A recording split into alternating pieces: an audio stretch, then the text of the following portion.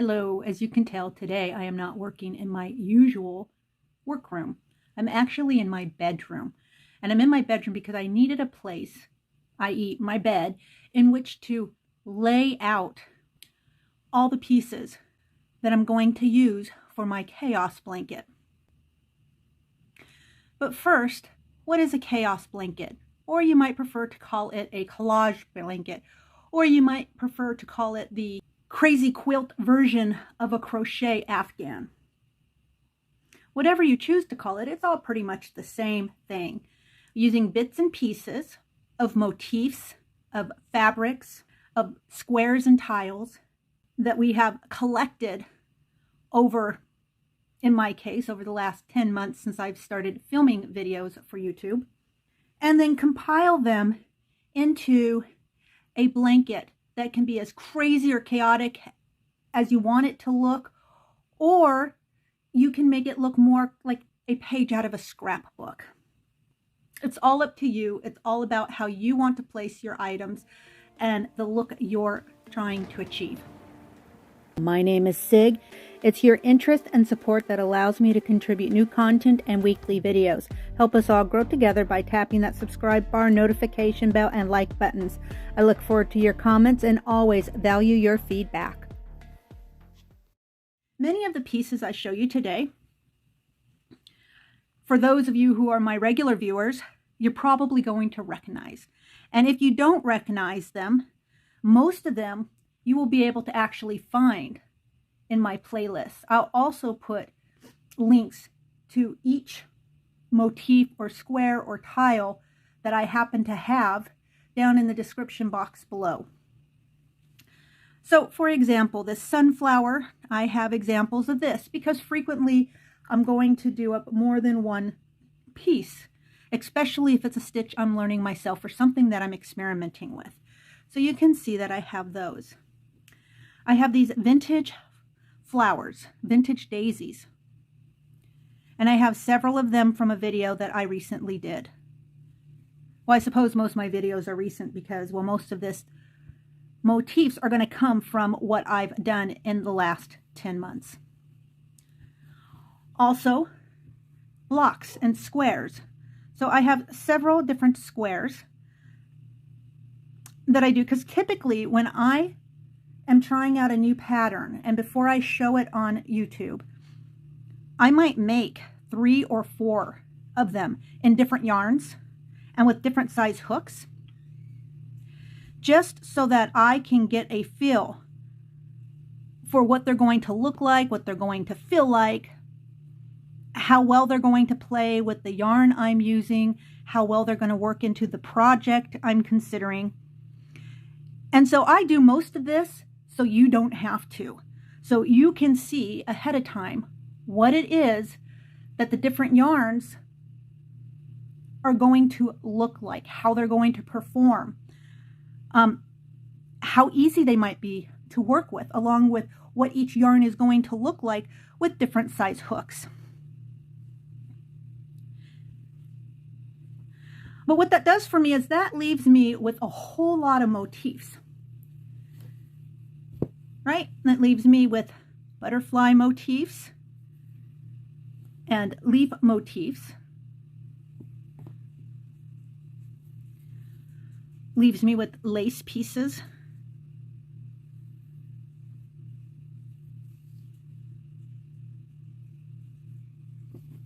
It also leaves me with a lot of experiment pieces,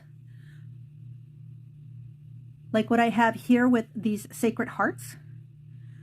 Some of these were experiment pieces before I actually showed the real piece. So for example, you can see with this sacred heart, my flame is off center. And of course, this isn't the piece that I showed you on the video. This is one of the pieces I showed you on the video. And you can see where it's been actually perfected. And then the other piece that I showed you on the video with this sacred heart, except for the thorns, it has roses. And that piece is actually an art piece that I'm currently putting together. So I'm hoping to be able to present that one to you when we get closer to Samhain or Halloween or Day of the Dead, towards the Harvest Festival time of the year. And then there were other pieces that I just simply had left over. So I have these stained glass roses pieces. And then I have these feather pieces.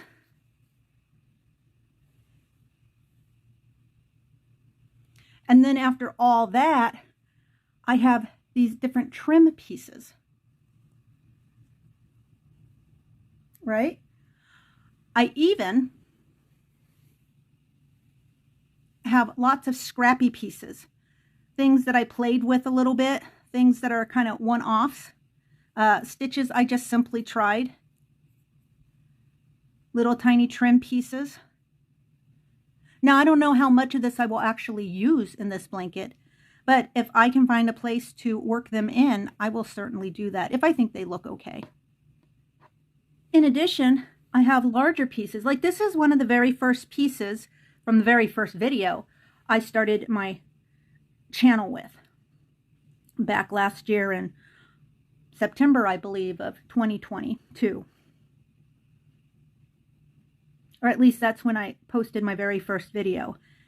And this particular motif, I actually backed it with a piece of, you know, just regular craft felt. And this is going to be a perfect piece to put on my chaos blanket. I'll find a place for this one for sure.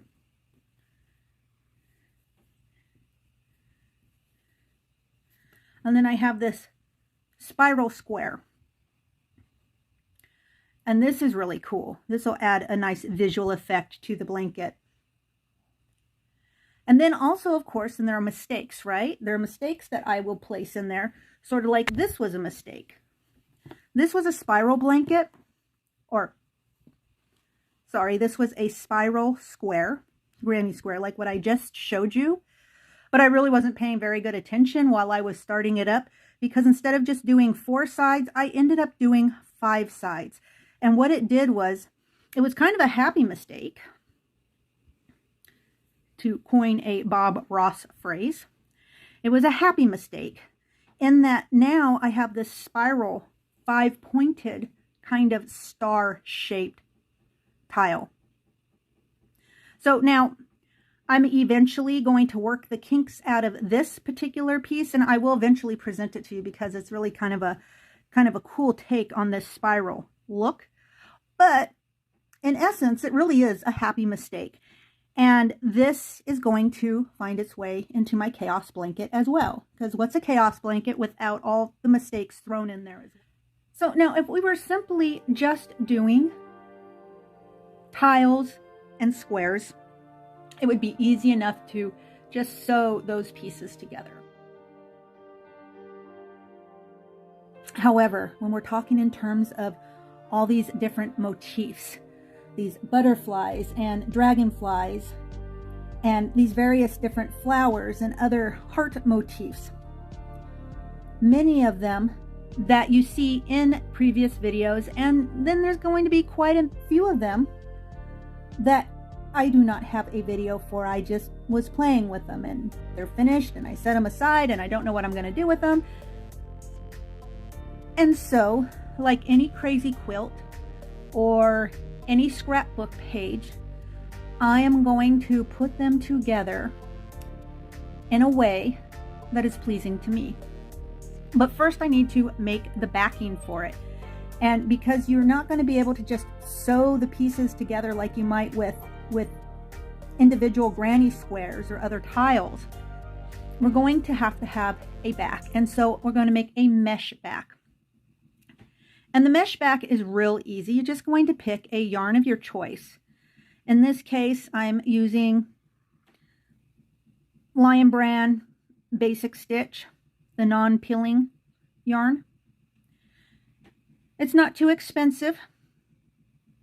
And it has, you know, it's going to make a decent base. And it's what I happen to have available. So this isn't one of those, I mean, you can make it specific and you can make it on purpose. But for me, and I suspect most of you, this is going to be one of those blankets where it's going to be filled with bits and pieces, bits and bobs, found pieces that have been sitting around for a while, just waiting for a home. And so in order to make the base, it's real simple. We're just going to make a mesh base, right? So there's no real hard and fast rules to this. Basically, what you're going to need to do is figure out how long and how wide you want your blanket to be. And if you don't have enough tiles or motifs to fill up your blanket, don't worry about it. Set it aside, and as you make your motifs, as you experiment with different stitches and different smaller lace pieces or granny squares or just anything, trim pieces, go ahead and then sew them into the spaces that you have available on the blanket you're currently working on. And that's perfect too. That's like I said, it's a great scrapbook. It's a great sampler, if you will, especially when we're talking about individual motifs. So basically, the mesh is real simple. You're just going to single crochet or single chain to the length that you would like your piece to be, right? So you decide. And of course, your count may vary because it's going to depend on, you know, how you crochet. So your gauge is going to vary a little bit from person to person, depending on how loose or how tight or even the thickness of the yarn you're using. You might choose to use a very, you know, thin finger weight yarn to make your mesh backing with. You know, this is just one of those things where you can really experiment with, you can really just play with. There's no right or wrong way to do this particular blanket. Okay, so I've just gone ahead and I've chained a length. So to begin with, I am going to double crochet in the 6th chain from my hook.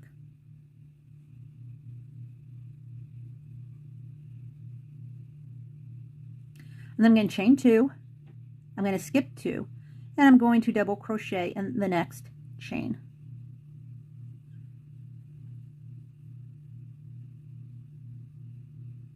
And I'm going to chain 2, I'm going to skip 2, and I'm going to chain in the next chain from. I'm going to continue just like that.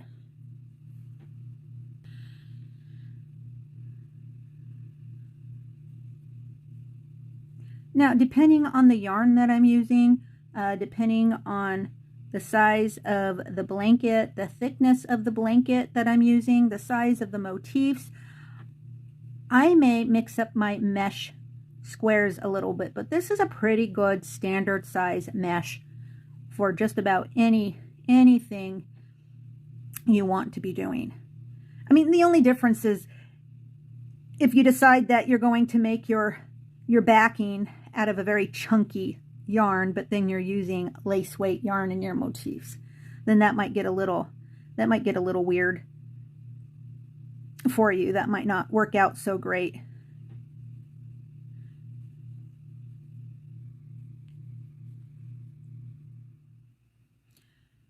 So now I'm right here at the end of my row. And what I'm simply going to do is chain 5, turn my work, and then I'm going to double crochet in the next double crochet. And then I'm going to chain 2, and then double crochet in the next double crochet. I'm going to chain 2 again and double crochet in the next double crochet. And I'm going to continue doing that all the way to the end of this row. And then once again, I will chain 5 and then turn my work and start it all over again. Double crochet and then chain 2 and then double crochet again in the next double crochet. And then again chain 2 and double crochet again in the next double crochet. So it's real simple. This is all you need to do. You just make this as big or as small as you want to. And now you have the base for your motifs.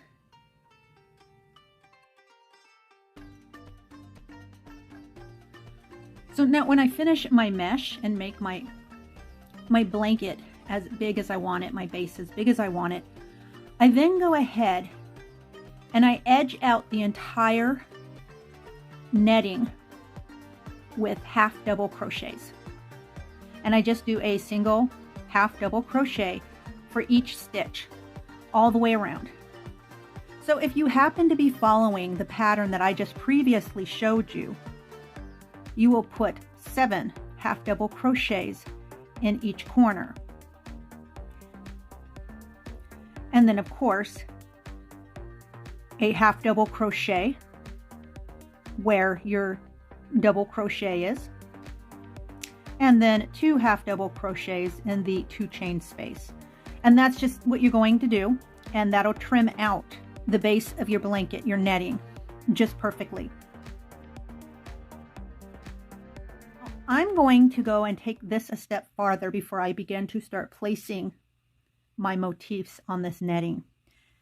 And what I'm going to do is I'm going to use up some scrap black yarn that I have. This one is a Simply Soft black yarn. And this yarn, I'm not really entirely sure what brand of yarn this one is. All I know is it's acrylic black. And they're slightly different in that my acrylic yarn is a little more dull. So my Simply Soft yarn from Karen is a little shinier, but not by much. So really what I'm going to do is I'll start with my Simply Soft yarn and make a single crochet in each one of my half double crochets all the way around my blanket. And then I'll see where I'm at with in terms of that, in terms of how much yarn I have left. And from there, I'm going to go ahead and I'm going to make a real super basic edging, and I'll show you how to do that. And then I will decide if I want to switch over to my other black, or if I just want to continue to finish up the yarn that I have left from my Simply Soft and then move over to my black. I'm not entirely sure yet. And that's okay, because this, after all, is a chaos to collage blanket. So you're just going to use pretty much what you have. You're going to use whatever motifs you have left over. You're going to use whatever yarn you happen to have left over. Now, you might be one of these people who, when you make your blanket, you're going to make it on purpose. In other words, you're going to be very specific and maybe even do specific motifs to go into your blanket to make it look kind of like it's a scrapbook, like it's chaotic, but really you have a plan, you have a mission, you have a design or a direction you want it to go into. And of course, that's perfectly all right too. First, I'm just going to pick any place to start. I'm going to tie in. I'm going to chain 1. And you don't need to do this. If you're happy with just a nice finished edging, like with the half double crochet, then perfect. If you want to go a step further, perfect. So next, I'm going to go ahead and I'm going to single crochet in that same stitch. And then I'm going to continue to single crochet all the way around, or at least until I get to the corner. So now that I'm at the corner, I'm just simply going to single crochet right into that corner stitch. I'm going to chain 2, and then I'm going to single crochet one more time in that same corner stitch. And I'm going to make my corner right there. And then I'm going to continue to single crochet in each stitch until I get to the next corner. And then that will be the same thing. I will make a single crochet, chain 2, and then single crochet again into that same corner. And then I'll meet you right back here when I've finished with my first round of black. Okay, so I completed my round 1 with my black, and it looks like I might have enough of the Simply Soft black to continue with my second round. Now, the trim I'm going to use is very simple, and it's fairly basic, but what I like about this particular trim is that it's also very forgiving. So, especially with a piece like this, where I really haven't paid attention to the count because it's more of a free form kind of a sizing, if you will. This particular trim is going to make these corners just fine, regardless of where it lands in the count. And so this is why this is the trim I'm going to use, and you'll probably recognize it. I've used it in a couple of other videos in the past. And so what I'm going to do is I joined my last stitch to my first stitch in row 1. And then what I'm going to do is I'm going to double crochet. So I'm going to yarn over, and then I'm going to skip the next 2 stitches, and I'm going to go ahead and put my hook into that 3rd stitch from my hook. And then I'm simply going to follow through with my double crochet. And what I'm going to do is I'm going to do that, in this case, 7 times in that same stitch. So I've got the 1, and then there's 2, 3, 4, 5, 6, and 7. So that gives me a real nice, solid, basic scallop. And then I'm going to skip the next 2 stitches, and then I'm going to single crochet in the stitch after that. And then again, I'm going to skip 2 stitches and double crochet 7 in the stitch after those. 3, 4, 5, 6, and 7. Okay, I'm going to continue this to the corner, and then we'll see how it lines up with the corner, and then you can see what I'm talking about when I say it's a very forgiving edging for any kind of trim where you really haven't worried about what the count looks like. So again, skip the next 2 stitches and single crochet. And then skip the next 2 stitches and then double crochet in that stitch after that. And you can double crochet 7, 4, 5, 6, and 7. And then again, skip the next 2 stitches. I'm going to single crochet in the stitch after that.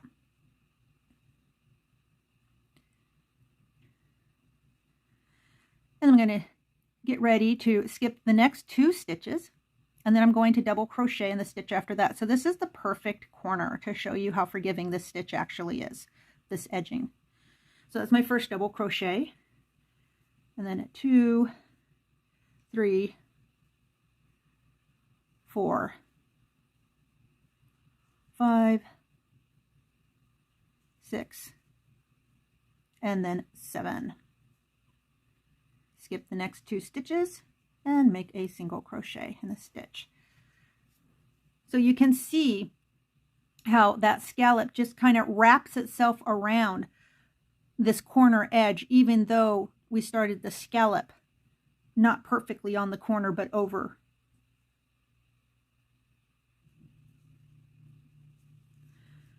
And so that's going to just be a nice, basic, simple edging that I think will work out perfectly for this Chaos to Collage blanket.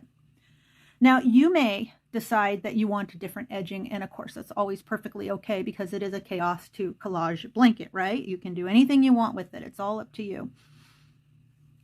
But for those of you who want to just keep it simple and have just a nice, basic, streamline kind of edging that's going to work out and be fine with any of the motifs you happen to put onto the backing of your blanket, this is one of those trims that I think you're going to be very pleased with. Okay, so I'm going to continue doing that all the way around. And when I get back here and I tie off, and the fun begins. Now that your edging is completed, this is what your blanket backing should look like. Now's the time to start placing your various pieces and just play a little bit. Next, you're just going to want to sew your pieces down in place. I suggest placing your larger pieces down first and then applying your smaller pieces. Once everything is sewn together, you have a great and fun and interesting talking piece in a blanket. It was great having you with me today, so until I see all you wonderful and creative fiber artists again, stay crafty, stay amazing. Bye-bye now.